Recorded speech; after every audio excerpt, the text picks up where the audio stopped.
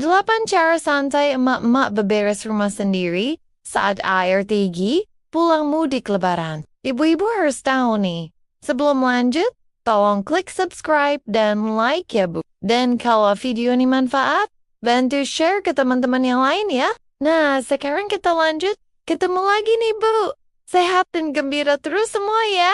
Ibu-ibu, apa kabar nih hari ini? Sudah mulai terasa ya gemetar di tangan pas lihat kalender, karena sebentar lagi asisten rumah tangga atau mbak di rumah pamit mau pulang mudik lebaran. Jujur saja ya Bu, momen ini rasanya lebih horor daripada nonton film hantu di bioskop. Apalagi kalau ingat tumpukan piring yang bakal menyapa setiap pagi, kayak minta jatah warisan. Fenomena asisten pulang kampung ini memang selalu jadi drama tahunan yang bikin kita para ibu mendadak pengen punya tangan 8 kayak gurita, supaya semua urusan rumah beres sekejap. Menurut sebuah artikel tren gaya hidup domestik tahun 2026, manajemen rumah tangga yang efektif saat libur lebaran itu kunci utama supaya mental kita tetap sehat dan gak berubah jadi naga di depan suami sama anak-anak. Makanya video ini penting banget buat ibu-ibu tonton sampai habis,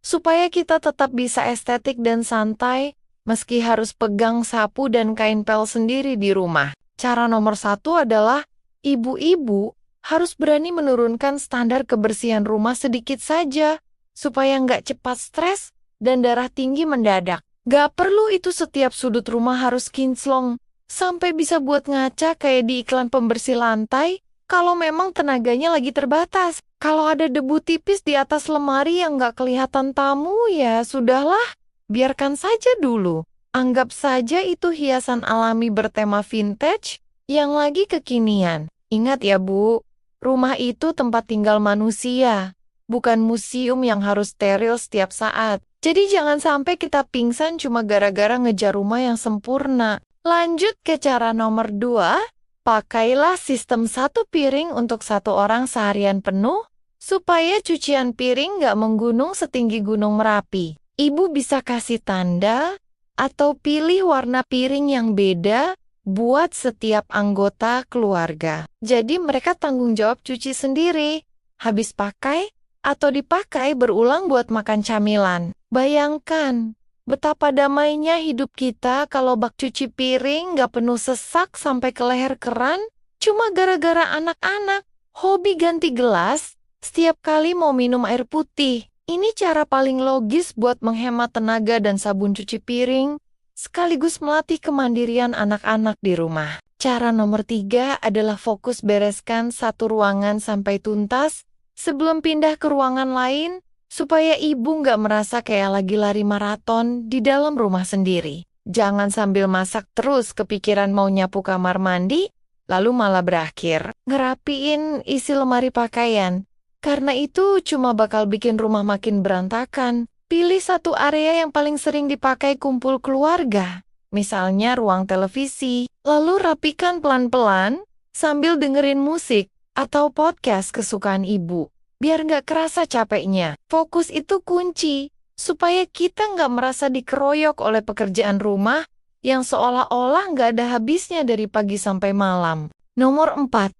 Ibu-ibu harus pintar pakai alat bantu yang ada supaya kerjaan lebih ringan. Misalnya pakai vacuum cleaner daripada capek-capek mengayunkan sapu lidi. Kalau memang punya anggaran lebih, gak ada salahnya sewa jasa bersih-bersih panggilan sebelum hari raya tiba, biar tugas kita tinggal menjaga kebersihannya saja. Atau manfaatkan mesin cuci dengan maksimal. Jangan biarkan pakaian kotor menumpuk sampai bau apek.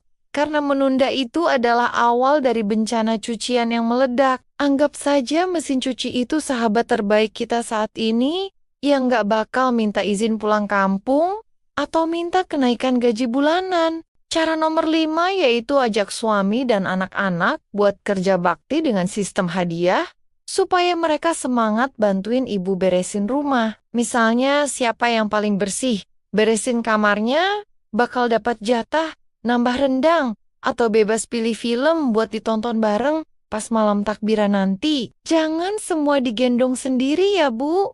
Kita ini ibu rumah tangga, bukan pahlawan super yang punya kekuatan tak terbatas dari planet lain. Contoh realnya, biarkan anak-anak bagian beresin mainan mereka sendiri, sementara suami bagian angkat jemuran atau buang sampah ke depan rumah. Nomor 6.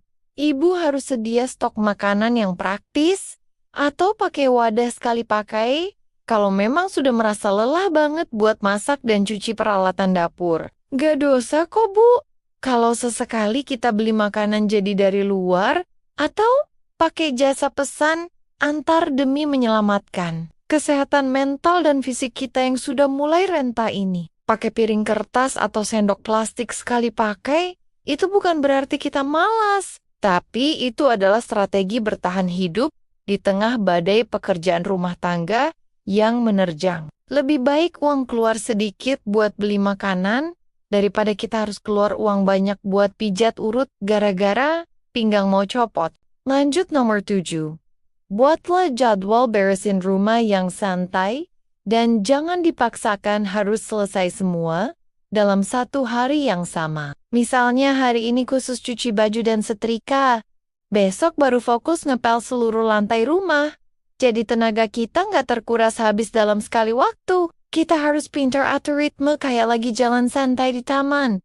Jangan kayak dikejar debt collector yang bikin napas tersengal-sengal setiap lihat debu. Ingat Bu, kalau kita capek, ya istirahat, duduk sebentar, sambil minum teh hangat, dan makan kue lebaran yang sudah dicuri, start duluan dari dalam kalengnya. Terakhir, cara nomor 8 adalah jangan lupa buat kasih apresiasi ke diri sendiri setelah berhasil menyelesaikan satu tugas rumah yang berat. Habis ngepel seluruh rumah, coba deh pakai masker wajah atau sekadar duduk santai sambil scroll media sosial tanpa merasa bersalah sedikit pun. Self-reward itu penting, supaya semangat kita tetap terjaga dan gak merasa jadi orang paling menderita sedunia karena asisten lagi mudik. Kita berhak bahagia di hari yang fitri ini. Jadi jangan biarkan urusan debu dan cucian merenggut senyuman manis kita di depan kamera saat foto keluarga nanti. Nah, ibu-ibu, intinya semua urusan rumah tangga saat asisten rumah tangga pulang itu sebenarnya soal bagaimana kita mengatur ekspektasi dan kerjasama tim di dalam rumah. Memang kadang kita suka sok kuat mau kerjain semuanya sendiri. Sampai akhirnya marah-marah nggak jelas gara-gara suami taruh handuk basah di atas kasur. Sedikit autokritik buat kita ya Bu. Kadang kita ini terlalu perfeksionis sampai lupa menikmati momen kebersamaan dengan keluarga karena terlalu sibuk pegang kemoceng. Mari kita coba lebih santai dan jangan terlalu keras pada diri sendiri, karena rumah yang sedikit berantakan itu tanda kalau di dalamnya ada kehidupan dan kebahagiaan. Terima kasih ya sudah mau dengerin curhatan dan tips santai dari saya kali ini.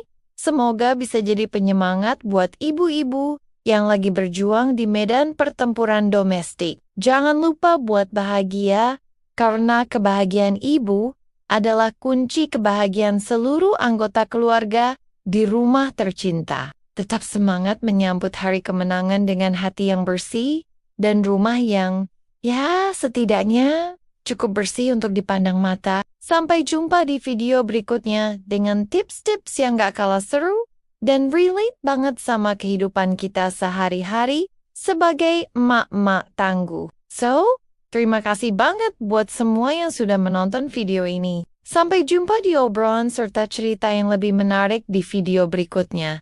Salam semangat buat ibu hebat.